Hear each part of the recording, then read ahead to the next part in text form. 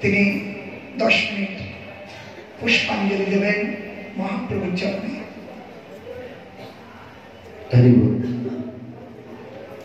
গুরবে গৌরচন্দ্রায় রাধিকায় তদার কৃষ্ণায় কৃষ্ণ ভক্তায় তদ্ভক্তায় নমো নমঃ। বঞ্চা কল্পতরুষ কৃপা সিন্ধুভ্যেব চ পতিতানাং পাবনেভ্যো বৈষ্ণবেভ্যো নমো নমঃ। শ্রীকৃষ্ণ চৈতন্য প্রভু নিত্যানন্দ শ্রী অদ্বৈত গদাধর শ্রীবাসাদি গৌর ভক্ত বৃন্দ। হরে কৃষ্ণ কৃষ্ণ কৃষ্ণ হরে হরে হরে রাম হরে রাম রাম রাম হরে হরে।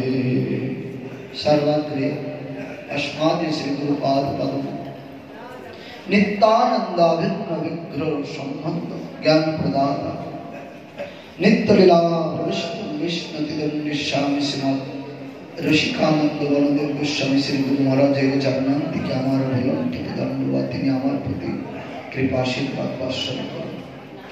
अभिन्न गुरुपाद पद्म नित्य लीला प्रविष्ट विष्णु तिदंडिश्यामि श्रीमद भक्ति सहित अकिंचन गोस्वामी महाराजेर चरणान्तिके आमार साष्टांग अनुरूप तिनि आमाके कृपा करुन। श्री श्री राधा गोविंद जिष्टाचार्य पाद अभिन्न गुरुपाद पद्म आमार शिक्षा गुरु एवं सन्यास गुरु ओम विष्णुपाद त्रिदंडिश्यामि श्रीमद गोपानंद वन गोस्वामी महाराजेर चरणान्तिके आमार भोलंठित दंडवत तिनि आमार प्रति प्रसन्न हन। श्री श्री गौड़ीय संघेर आचार्य पाद ओम विष्णुपाद त्रिदंडिश्यामि श्रीमद भक्ति प्रसाद साधु गोस्वामी महाराजेर चरणान्तिके आमार भोलंठित दंडवत आमार प्रति प्रसन्न हन। धाम भूषण तीर्थ भूषण पूजनीय त्रिदंडी पदगण एवं आश्रम भूषण ब्रह्मचारी वृंद कृष्ण कथा पिपासु भक्त वृंद एवं मातृवृंदेर चरणे यथायोग्य दंडवत प्रणाम सकले आमार प्रति प्रसन्न। श्री श्री गुरु गौरांगेर अशेष कृपाय आमरा एक दिन दुदिन करे এই নবদ্বীপ ধাম পরিক্রমায় দুদিনেই পদার্পণ করেছি। মহারাজ বললেন গৌর হরি গুণমহিমা কীর্তন করবার জন্য। ভাগবত বলছেন যে ভগবানকে আত্মসমর্পণ করলে সেই আত্মসমর্পণের দ্বারায় ভগবানকে লাভ হয়। কিন্তু আত্মসমর্পণ কোথায় হয়? গুরু বৈষ্ণবেতে। ভগবানেতে আত্মসমর্পণ হলে আমাদের বিশ্বাস হয় না। কেন না? আমরা না ভগবানকে দেখতে পাই, না ভগবানের সঙ্গে কথা বলতে পারি। তাই সাক্ষাৎ রূপে ব্যাস রূপে ভগবানের নিজজন এই জগতে আবির্ভূত হয়ে গুরু রূপে জগৎ জীবকে শিক্ষা দিয়েছেন। ভাগবতের সুন্দর একটি চরিত্র মাধ্যম দিয়ে জগৎ জীবকে আত্মসমর্পণের কথা বলেছেন। কিভাবে আত্মসমর্পণ করলে সত্য সত্য এই গৌর হরির চরম সেবায় নিযুক্ত হওয়া যায়। 10 মিনিটের মধ্যেই আমাকে বলতে হবে। তাই ছোট করে ত্রিকূট পর্বত, সেই ত্রিকূট পর্বতের মধ্যে স্বর্ণ লৌহ স্বর্ণ রূপ এবং লোহিত পর্বত বেষ্টিত একটি সুন্দর বনমধ্যে সুন্দর সুন্দর সমস্ত সরোবর সেখানে আছে, ফলে ফুলে সুগন্ধিতে পরিপূর্ণ। তার মধ্যে একমাত্র রাজা হলেন করিরাজ। এই করিরাজ নিজের সদল বল নিয়ে, নিজের আত্মসুজন নিয়ে, পরিজনকে নিয়ে সেখানে বসবাস করেন। আজ চিন্তা করলেন, আমরা যেমন সারা বছর গৃহেতে কর্মের মধ্যে থাকি, বিভিন্ন কর্মের মধ্যে, একদিন ইচ্ছা হয় বৃন্দাবন ধামে ঘুরে আসি সবাইকে নিয়ে, পরিজনকে নিয়ে, মায়াপুরে ঘুরে আসি পরিজনকে নিয়ে, আনন্দ উৎসবের মধ্যে দিয়ে কাটিয়ে এসি। ঠিক সেই রকম আজ করিরাজ এই হস্তি মনে করলেন, আমার সমস্ত পরিজন, আমার বন্ধু বান্ধব সকলকে নিয়ে, পরিজনকে নিয়ে আনন্দ করে আসি। কোথায়? ওই বনের মধ্যে একটি সুন্দর সরোবর, সুগন্ধি, প্রস্ফুটিত সুগন্ধ ফুল এবং চারিদিকে সমস্ত ফলে ফুলে সব পরিপূর্ণ, স্বচ্ছ জল, সুগন্ধ জলে। আজ ইচ্ছা হলো সবাইকে নিয়ে স্নান করবেন, জল কেলি করবেন। তাই করিরাজ সমস্ত পরিবারকে নিয়ে ওই সরোবরের ধারে এলেন। সরোবরকে দেখে সবাই আনন্দে উৎসাহিত হয়ে সরোবরে নেমে পড়েছে। কিন্তু করিরাজ জানে, আমি এদের মালিক, আমি এদের রাজা, তাই আমি সবাইকে আজ আনন্দ প্রদান করব নিজের সুর দিয়ে, নিজের সন্তানদের, স্ত্রীকে, পিতামাতাকে, আত্মস্বজনকে স্নান করিয়ে দিচ্ছে। ঠিক সংসারে আমরা এইরকম মায়ার মধ্যে থাকি, তাই সংসার মায়া থেকে আমরা কখনো বেরোতে পারি না। আজ করিরাজকে দিয়ে সংসারে আবদ্ধ জীব, আমার মতো এইরকম জীবকে কিভাবে ভগবানের চরণে, গৌর হরির চরণে নিয়ে যাওয়া যায় দেখিয়ে দিলেন ভগবান। কি করলে যাওয়া যায়? আজ করিরাজ সমস্ত কিছু ভুলে গিয়ে ভগবানের প্রার্থনা, ভগবানের ধ্যান ধারণা সব কিছু ভুলে গিয়ে বিষয়তে মগ্ন হয়ে গেলেন। কি করলেন? নিজের পরিজনদের নিয়ে আনন্দ করতে লাগলেন, স্নান করাতে লাগলেন। ইতিমধ্যে এক গ্রাহক, অর্থাৎ এক কুমির এসে ওই বড় রাজা যে হাতিটা, তার পায়ে ধরে ফেললেন। ধীরে ধীরে ধীরে ধীরে হাতি কিন্তু বুঝতে পারেনি। কেন? সে বিষয়েতে এত মগ্ন। আমরা বিষয়েতে থাকি, বিষয়ের মধ্যে বাস করতে করতে এত বিষয় আসক্ত হয়ে যায়, কখন চুলটা পেকে যাচ্ছে, কখন দাঁতটা পড়ে যাচ্ছে, কখন চামড়াটা ঢিলা হয়ে যাচ্ছে, আমরা চিন্তা করি না। এই জন্য বলেছিল যে বাবা, দিন তো যায়, বাসনা পোড়াবে না। কোথায় বলেছিল? ওই যাই হোক, লালাবাবুকে বলেছিলেন। লালাবাবু যাচ্ছিলেন, তিনি জমিদার ছিলেন। পাশে একজন বলছে, বাবা, তখনকার দিনে কোনো সাবান ছোটা ছিল না, ওই কলা গাছের শুকনো বাসনা দিয়ে পুড়িয়ে সেটাকে ছাই করে কাপড় কাচতে হতো। তাহলে কোন সময়কার কথা এটা? এই কথাটাই শুধু দেখুন, আধার তৈরি থাকলে ভগবানের একটা কথাতে তার বৈরাগ্য উৎপাদিত হয়। লালাবাবু শুধু শুনতে পেলেন যে বেলা তো যায়, বাসনা পোড়াবে না, বাবা বাসনা পোড়াবে না।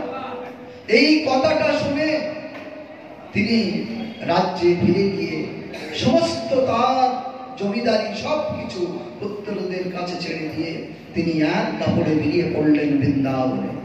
এইটা হচ্ছে বৈরাগ্য, জীবনের বৈরাগ্য। এটাই হওয়া উচিত সাধকের।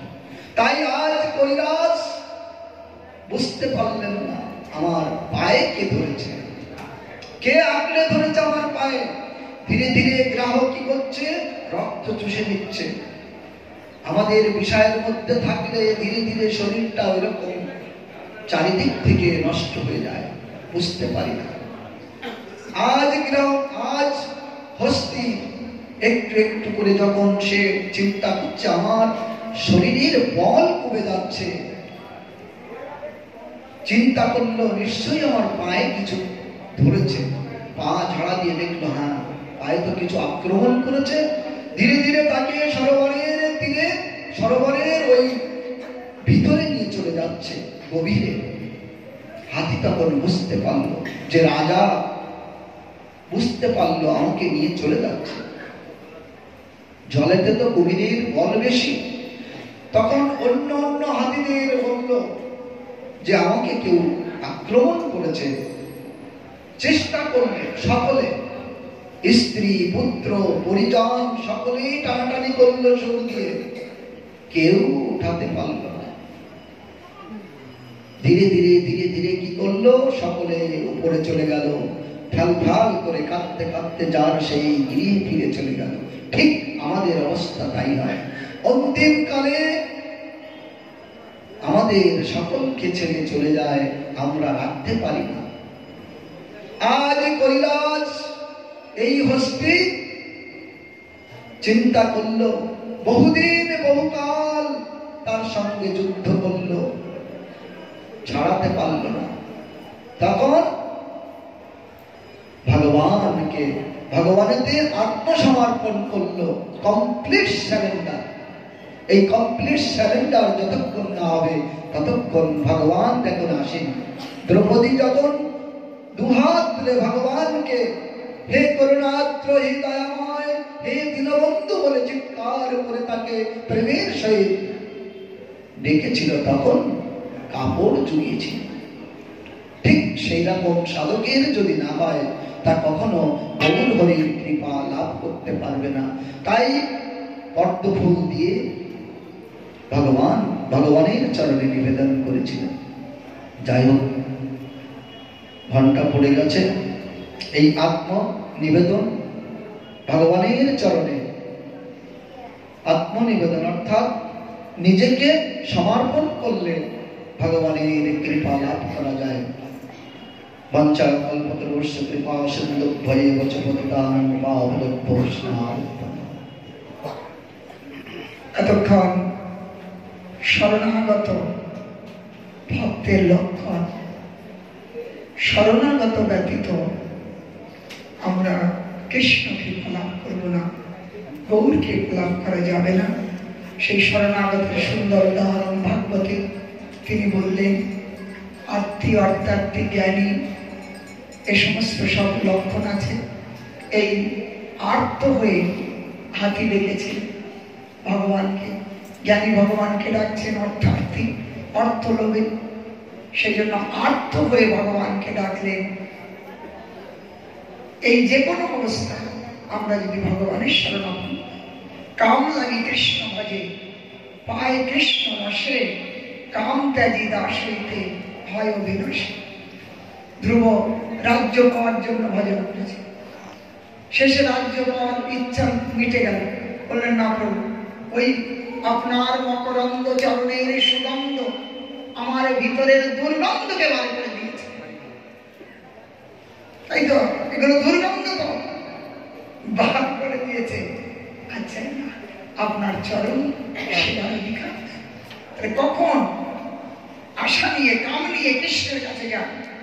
পুতনা মারবার জন্য যে মুক্তি পেয়েছিলেন, আর আমি যদি কামনা নিয়ে যাই দোষ নয়, তখন কাম চলে যাবে, প্রেম এসে উপস্থিত হবে।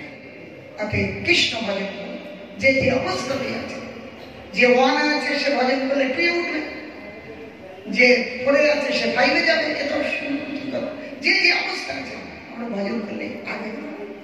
আসুন এখন আমাদের কাছে আমাদের এই যে বিরাট মঠ, সেই মঠে আমাদের আশ্রয় দিয়েছেন যিনি, এত সুন্দর সুন্দর প্রসাদ খাওয়াচ্ছেন যিনি, সেই মহারাজ কি বিরাট মহারাজ। দেখুন আমরা কটা লোককে দুটো চারটে এত ব্যবস্থা করেছেন। আজ তিনি আমাদেরকে হরিকথা দিয়েও তীর্থ করবেন। শ্রীপাদ সিদ্ধান্তি মহারাজ ভক্তি সর্বস্ব।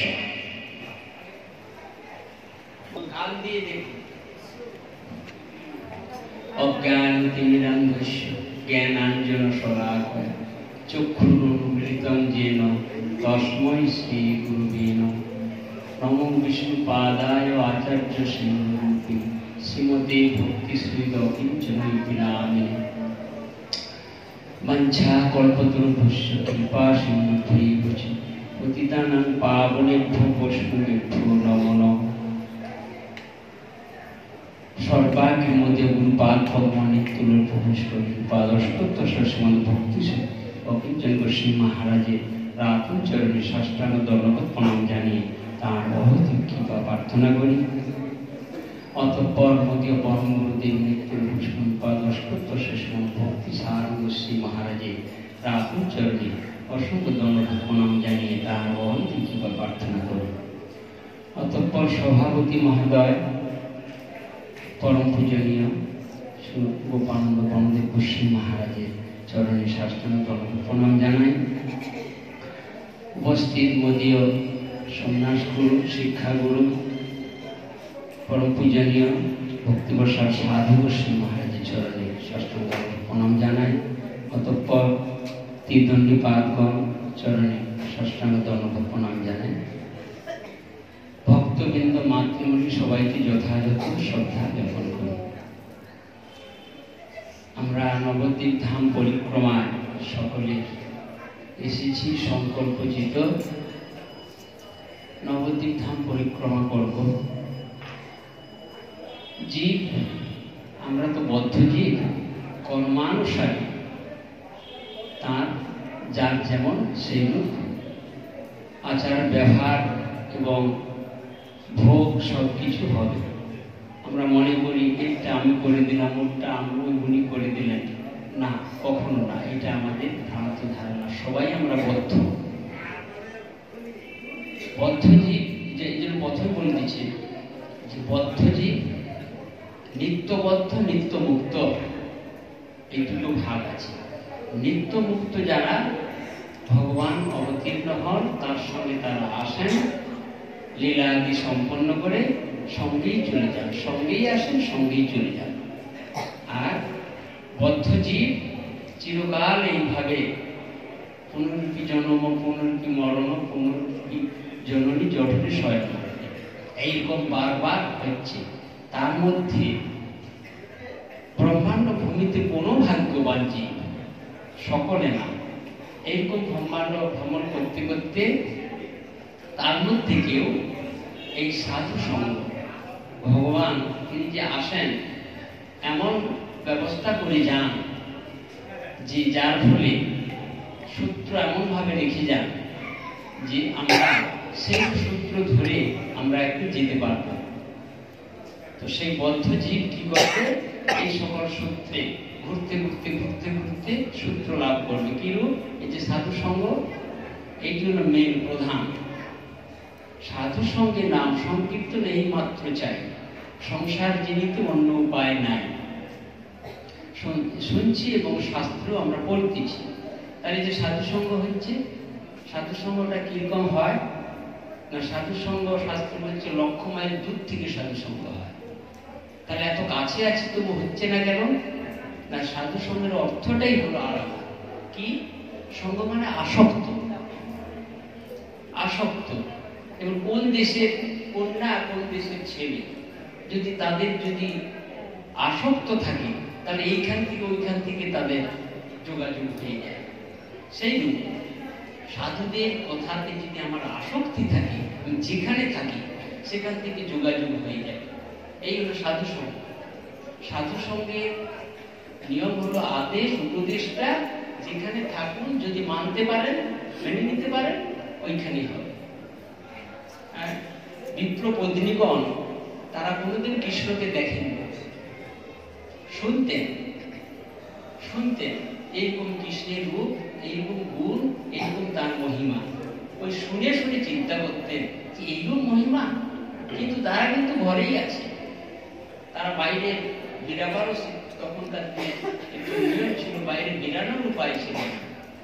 সেই ওই ঘরে বসে বসে চিন্তা করছে কিছু নিরূপ, আর একবার দেখতে যদি পেতাম, এই যে মনে মনে এটাই যে ওইটাই হলো ভজন।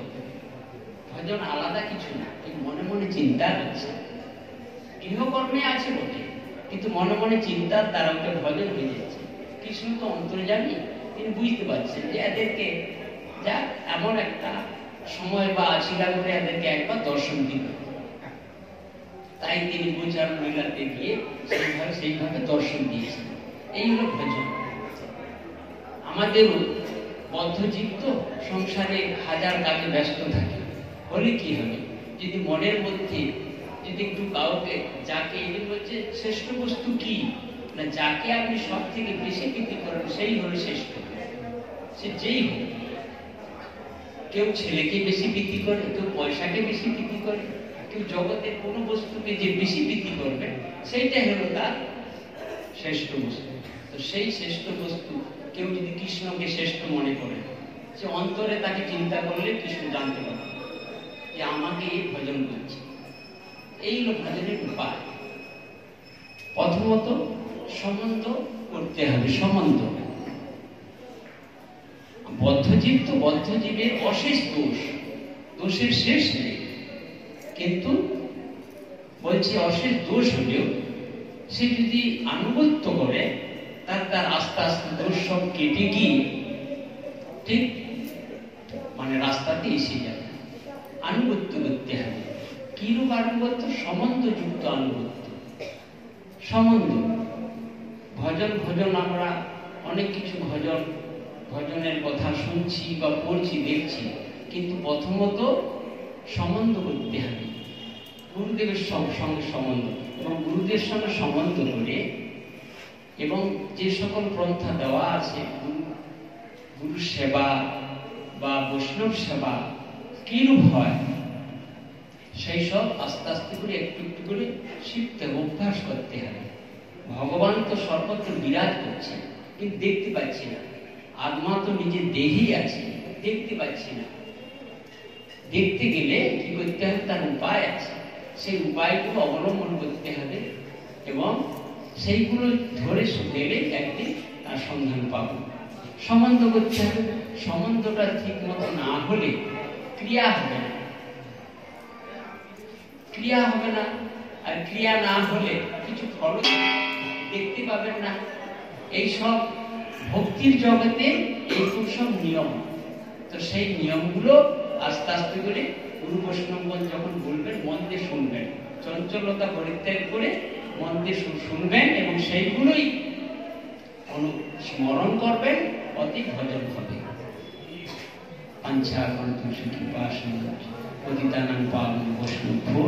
এতক্ষণ মহারাজ আমাদেরকে ভজনের মার্গ প্রদর্শন করালেন।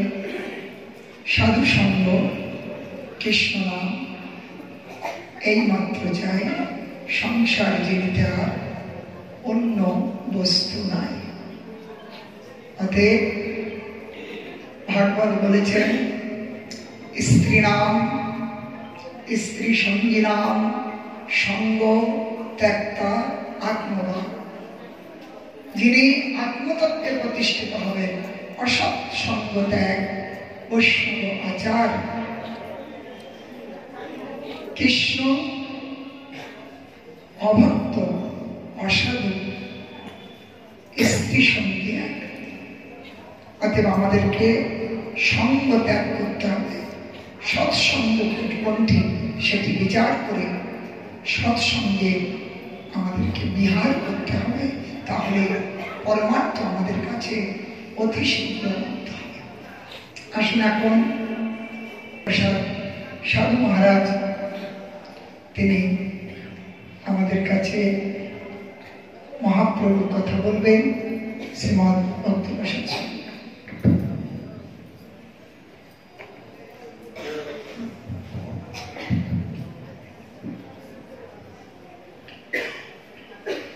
মুখং করুতি বাচালং পঙ্গুম লঙ্ঘয়তে গিরিং যৎকৃপা তমহং বন্দে শ্রীগুরু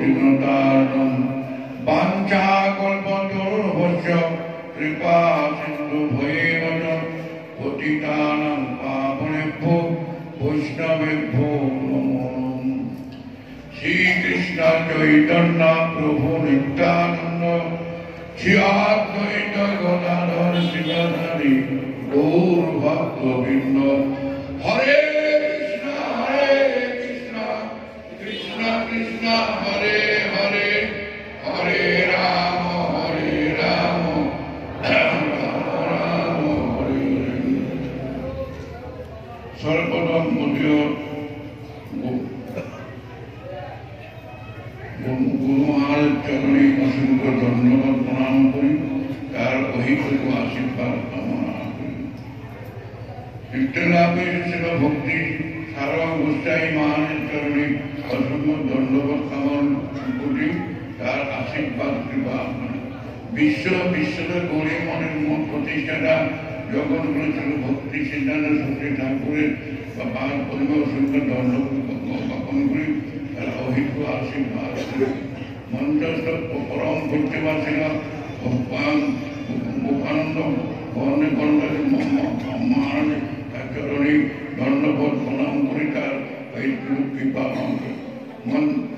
সবাই আরম্ভ করি মঙ্গলাচরণ। গুরু বৈষ্ণব ভগবানের তীরের হয় স্মরণ, তীরের স্মরণ হইলে বিঘ্ন বিনাশন, অনাসে হয় নিজ বাঞ্ছিত। গতকাল একটি দ্বীপ আমরা দর্শন করেছি, আর আজকে একটি দ্বীপ করলাম। আগামীকাল দুটি গোত্রনদীর মধ্যে। তো সকালবেলা উঠে স্নান দান করে আরতি দর্শন করে পরিক্রমা করে যেতে হবে নৌকায় করে। গোত্রনদী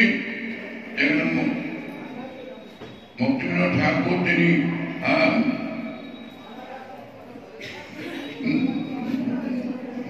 মহাপ্রভুকে যে একটা জ্যোতির মতন আলো দেখে তাকে দেখলেন এই মহাপ্রভু আবির্ভূত স্থান। তাছাড়া জগন্নাথ বাবাজি মহারাজ তিনি এসে সেটাকে তিনি উদ্ধার করলেন। কালকে গোত্রদেব তিনি সেখানে বসে সমস্ত তত্ত্ব কথা বর্ণন করেছেন। আর মধ্যদ্বীপ নৃসিংহ ভগবান হিরণ্যকশিপুকে উদ্ধার করে এখানে বিশ্রাম সাধু সঙ্গে কৃষ্ণ নাম এইমাত্র চায়, সংসার জীবিতে আর কোন বস্তু নয়। সাধু সঙ্গে ছাড়া কিছু হয় হবে না। যতই বিজ্ঞান পণ্ডিত হোক, সাধু সঙ্গ করতে হবে। তারা যে আমাদের জন্য এই মায়াজাল থেকে উঠিয়ে ভগবানের সঙ্গে সংযুক্ত করে দিচ্ছেন, এত বড় দয়ালু যে কে আছে? এত বড় দয়ালু কে আছে যে জগতে বদ্ধ জীবকেও তুলে তাকে হরিনাম দীক্ষা দিয়ে এই সংসার মায়ার থেকে উদ্ধার করে তিনি ভগবানের সঙ্গে সংযুক্ত করে দেন। আশ্রয় লইয়া ভজে তারে কৃষ্ণ নাহি দেবে, আর সব মরে অকাল। যিনি গুরু বৈষ্ণবের চরণে আশ্রয় না নিই, আমরা কোনদিনেই আমাদের জীবনকে সফল করতে পারব না। সাধু সঙ্গে কৃষ্ণ নাম এইমাত্র যায়, সংসার জিনিস আর কোন বস্তু নয়। সাধুগণের সঙ্গে থাকলে আমিও সেই নিজের যে পরম বস্তুগুলো দূর হয়ে যায়, আর নিজে নিজের জীবনকে সমর্পণ করল। তো ভক্ত সঙ্গ ছাড়া আর কিছু নয়। সাধু সঙ্গ সর্বশাস্ত্রে কয়, লভমাত্র সাধু সঙ্গ সর্বসিদ্ধি হয়। কত অমৃতময় ভগবানের নাম। সঙ্গ হওয়ার সঙ্গে সঙ্গে মায়া জাল ছুটে চলে যায়। কেন? আমি যে কৃষ্ণ দাস এই বিশ্বাস বললে তো আর দুঃখ নয়। সকলে কৃষ্ণ দাস, সবে কিন্তু আমরা সেই দাসত্ব করতে শ্রী গুরু বৈষ্ণবের সেবা। কিভাবে সেবাটা করব? অনুগত হয়ে করলে আমাদের জীবনটা সফল হয়ে যাবে। কিন্তু সেবাটা করছি কেউ এসেছি, কিন্তু দুদিন পরে পারিয়ে যাব।